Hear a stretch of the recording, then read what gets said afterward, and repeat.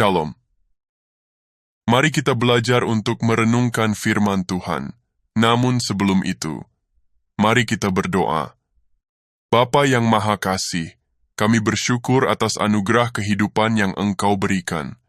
Saat ini, kami ingin merenungkan firman-Mu dari Lukas 16:19-31. Kiranya Roh Kudus hadir di tengah-tengah kami, membuka hati dan pikiran kami untuk menerima kebenaran-Mu. Bimbing kami agar setiap pelajaran hari ini dapat kami terapkan dalam kehidupan kami. Dalam nama Tuhan Yesus Kristus kami berdoa. Amin. Saudara-saudari yang dikasihi Tuhan, mari kita membaca Alkitab dalam Lukas 16 ayat 19-31. Ada seorang kaya yang selalu berpakaian jubah ungu dan kain halus, dan setiap hari ia bersukaria dalam kemewahan. Dan ada seorang pengemis bernama Lazarus, badannya penuh dengan borok, berbaring dekat pintu rumah orang kaya itu, dan ingin menghilangkan laparnya dengan apa yang jatuh dari meja orang kaya itu. Malahan anjing-anjing datang dan menjilat boroknya. Kemudian matilah orang miskin itu, lalu dibawa oleh malaikat-malaikat ke pangkuan Abraham.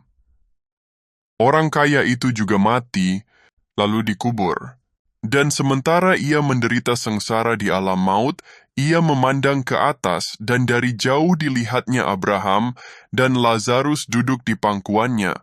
Lalu ia berseru, katanya, "Bapa Abraham, kasihanilah aku. Suruhlah Lazarus supaya ia mencelupkan ujung jarinya ke dalam air dan menyejukkan lidahku, sebab aku sangat kesakitan dalam nyala api ini." Tetapi Abraham berkata, "Anak, ingatlah bahwa engkau telah menerima segala yang baik sewaktu hidupmu, sedangkan Lazarus segala yang buruk. Sekarang ia mendapat hiburan dan engkau sangat menderita. Selain daripada itu, di antara kami dan engkau, terbentang jurang yang tak terseberangi, supaya mereka yang mau pergi dari sini kepadamu, ataupun mereka yang mau datang dari situ kepada kami tidak dapat menyeberang." Kata orang itu, "Kalau demikian, aku minta kepadamu Bapa, supaya engkau menyuruh dia ke rumah ayahku, sebab masih ada 5 orang saudaraku, supaya ia memperingati mereka dengan sungguh-sungguh, agar mereka jangan masuk kelak ke dalam tempat penderitaan ini." Tetapi kata Abraham, "Ada pada mereka kesaksian Musa dan para nabi, baiklah mereka mendengarkan kesaksian itu." Jawab orang itu, "Tidak, Bapa Abraham, tetapi jika ada seorang yang datang dari antara orang mati kepada mereka, mereka akan bertobat." Kata Abraham kepadanya, "Jika mereka tidak mendengarkan kesaksian Musa dan para nabi, mereka tidak juga akan mau diyakinkan, sekalipun oleh seorang yang bangkit dari antara orang mati." Saudara-saudari yang dikasihi Tuhan, tema kita hari ini, saat hidup berdiakonialah. Saudara-saudari yang dikasihi Tuhan, mari kita mulai dari sebuah ilustrasi.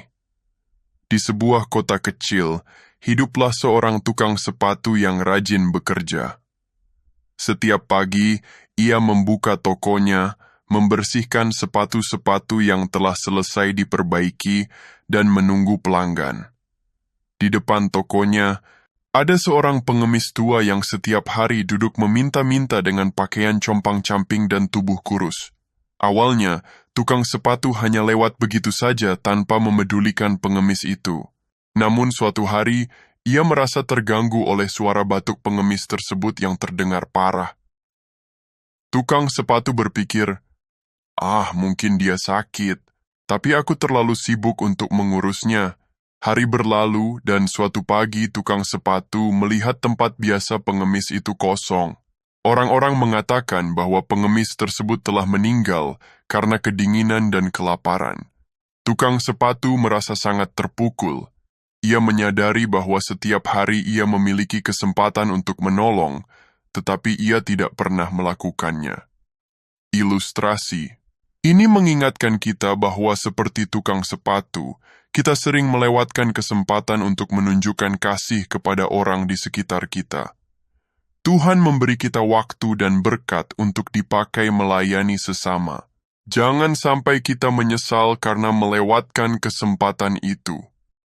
Saudara-saudari yang dikasihi Tuhan, kisah dalam Lukas 16 ayat 19-31 tentang orang kaya dan Lazarus adalah perumpamaan yang sangat tajam.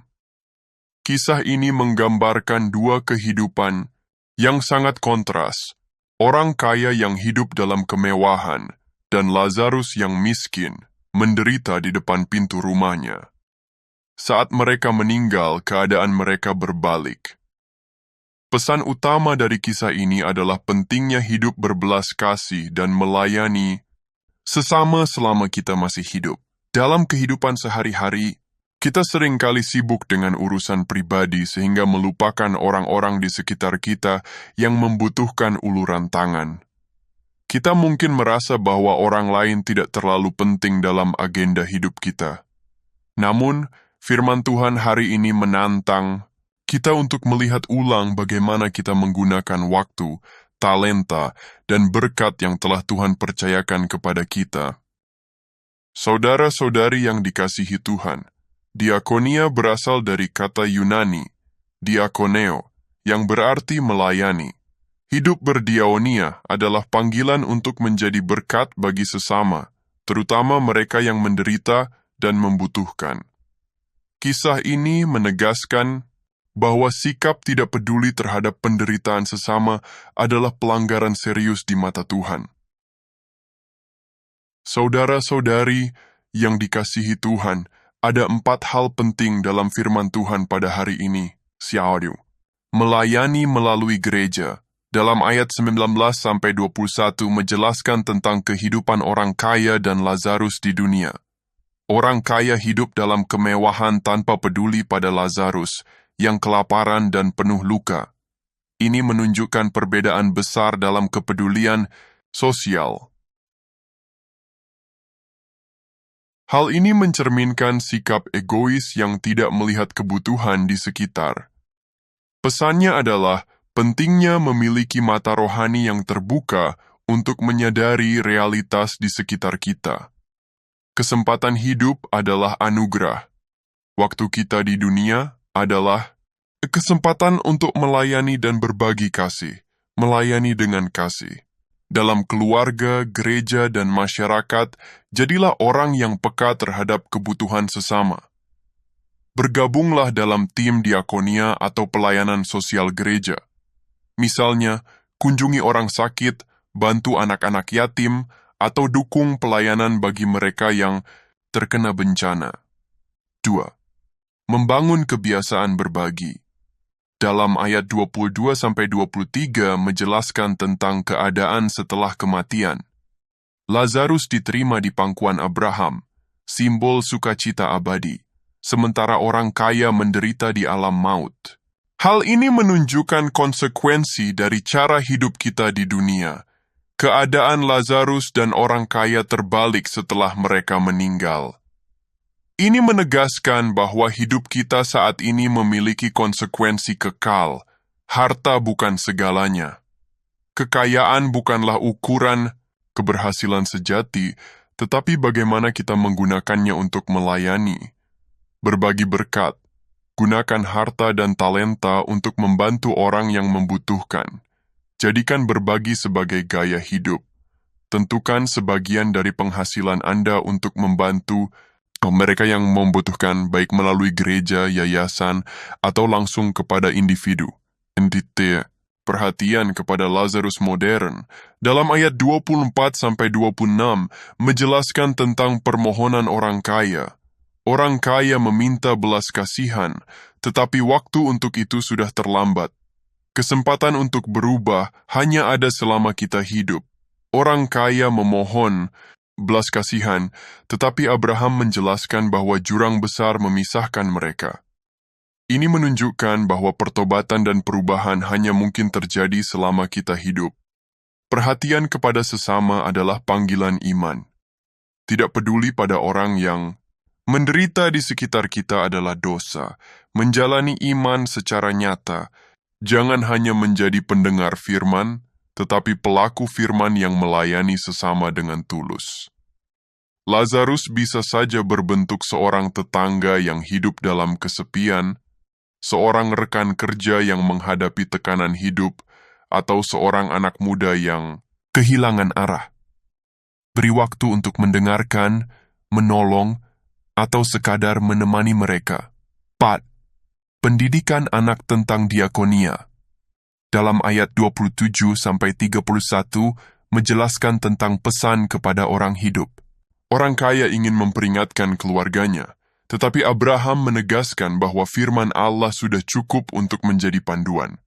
Kematian adalah pintu akhir. Tidak ada kesempatan kedua setelah kematian. Membuka mata rohani. Jadikan kehidupan sehari-hari sebagai kesempatan untuk menunjukkan kasih Allah kepada dunia. Ajarkan anak-anak Anda tentang pentingnya melayani sesama sejak dini, seperti mengajak mereka untuk ikut dalam kegiatan pelayanan sosial atau membantu teman-temannya yang kurang mampu. Saudara-saudari yang dikasihi Tuhan, melalui tema Saat Hidup Berdiaunialah, kita diingatkan bahwa selama kita masih diberi nafas kehidupan, inilah saatnya untuk berbuat baik dan menjadi saluran berkat bagi sesama. Jangan menunggu nanti, karena kita tidak pernah tahu kapan waktu kita akan selesai. Saat hidup, berdiaunilah, mengingatkan kita bahwa waktu kita di dunia adalah kesempatan untuk menunjukkan kasih melalui tindakan nyata kepada sesama. Saudara-saudara, hidup kita di dunia adalah kesempatan untuk melayani dan berbagi kasih. Jangan sampai kita menyesal seperti orang kaya dalam kisah ini, yang kehilangan kesempatan untuk menunjukkan belas kasihnya kepada Lazarus. Saat hidup, berdiaunialah, layani sesama dengan sepenuh hati, sebab itulah yang Tuhan kehendaki. Hidup adalah juga anugerah dan kesempatan yang Tuhan berikan untuk memuliakannya dengan melayani sesama. Jangan menunggu hari esok untuk berbuat baik, karena kesempatan yang hilang tidak akan kembali. Saat ini adalah waktu untuk hidup berdiaunia, mengasihi sesama dengan kasih yang tulus, memberi dengan hati yang murah hati, dan melayani dengan kesungguhan hati. Firman Tuhan mengingatkan kita bahwa hidup ini adalah kesempatan untuk berbuat baik dan menjadi saluran kasih-Nya. Seperti yang tertulis dalam 1 Yohanes 3 ayat 17, barang siapa mempunyai harta duniawi dan melihat saudaranya kekurangan, tetapi menutup pintu hatinya terhadap saudaranya itu, bagaimana kasih Allah dapat tetap di dalam dirinya? Kesempatan ini tidak akan datang dua kali. Selama kita masih hidup, mari kita berdiaonia, melayani, berbagi, dan menjadi sahabat bagi mereka yang membutuhkan. Jangan tunggu sampai terlambat, sebab Tuhan memanggil kita untuk menjadi terang bagi dunia ini. Amin. Kita bersatu di dalam doa, Bapa yang Maha Pengasih, Kau bersyukur untuk pengajaran-Mu hari ini.